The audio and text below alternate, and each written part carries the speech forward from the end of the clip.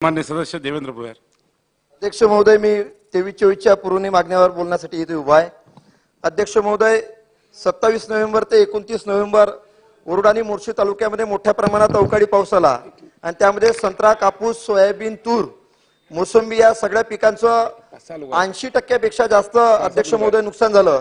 त्यामध्ये वरुड तालुक्यातलं संत्रा पिकाचं 17,000 हेक्टर आणि कपाशी पिकाचं 9,500 हेक्टर आणि मोर्शी तालुक्यातलं संत्रा पिकाचं 11,600 हेक्टर, कपाशीचं 17,076 हेक्टर, सोयाबीन पिकाचं 8,900 हेक्टरपेक्षा जास्त नुकसान या भागातील संत्रा उत्पादक आणि इतर पिकाचं झालेलं आहे.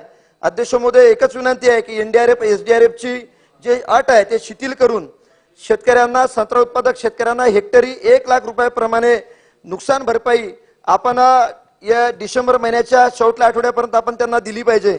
अध्यक्ष महोदय, जून 2023 ला अंबाळा आणि रिद्धपुर या 2 मंडळामध्ये 65 मिलीपेक्षा जास्त पाऊस झाला आणि त्याच्यामध्ये त्या भागामध्ये सोयाबीन, कपाशी याचं मोठं नुकसान आहे. तर त्या सुद्धा शेतकऱ्यांचे पैसे अद्यापही मिळाले नाही, ते सुद्धा पैसे तत्काळ देण्यात यावे. अध्यक्ष महोदय, ऑगस्ट 2022 ला वरुड येथे मोठ्या प्रमाणात घराची पडझड गेल्या, त्या जमिनीचे सुद्धा अद्यापही पैसे देण्यात आलेले नाही, त्याचा सुद्धा लवकर नुकसान भरपाई द्यावी.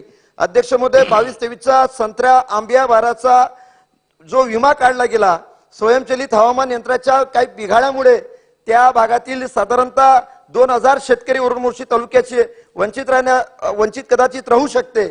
आपण त्या कंपनीला तत्काळ बोलावून त्यांच्याशी चर्चा करून तो विमा त्या संत्रा उत्पादक शेतकऱ्यांना आपण दिला पाहिजे. अध्यक्ष महोदय, एक अतिशय महत्वाचा 40 वर्षापूर्वीचा एक प्रश्न आहे. अप्पर वर्धा नावाचं धरण झालं, त्या धरणामध्ये त्या भागातल्या शेतकऱ्याच्या जमिनी गेल्या, स्वतः धरणाला जमीन देऊन स्वतः भूमिहीन झाले. दुसऱ्याचा जीव वाचवण्यासाठी त्या स्वतःचं बलिदान त्या शेतकऱ्यांना द्यावं लागलं. आज अध्यक्ष महोदय 180 दिवस झाले त्या शेतकऱ्याचं, त्या भूमिहीन झालेल्या शेतकऱ्याचं उपोषण चालू आहे, परंतु त्या उपोषणाकडे सरकारनं दखल घेतली नाही. मंत्रालयाच्या मध्ये सुद्धा उड्या त्या प्रकल्पग्रस्त बांधवांनी त्यावेळेस मारल्या आणि त्यांची मागणी काय अध्यक्ष महोदय, की जे जमीन शिल्लक आहे, शिल्लक असणारी जमीन आम्हाला वहिवाटी करता देण्यात यावी. दुसरा मुद्दा आहे की रेडी रेकनरचा त्यावेळेचा दर आणि आजच्या दरामध्ये प्रचंड तफावत आहे.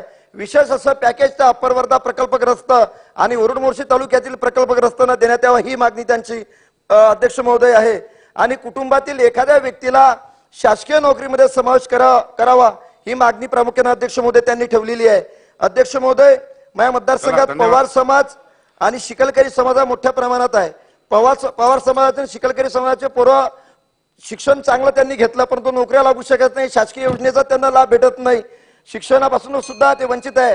तर त्या मुलांना कास्ट सर्टिफिकेट उपलब्ध करून द्यावं, व्हॅलिडिटी सुद्धा उपलब्ध करून देण्यात यावी. अध्यक्ष महोदय, वन विभागाच्या अनुषंगाने जर बोलायचं झालं, अध्यक्ष महोदय, महेंद्र नावाचं अभयारण्य जंगल आमच्या भागामध्ये आहे. 1 लाख हेक्टर पेक्षा जास्त मोठं क्षेत्र त्यांचं आहे. 5 वाघ आणि 250 प्राणी अध्यक्ष महोदय तिथे आहे.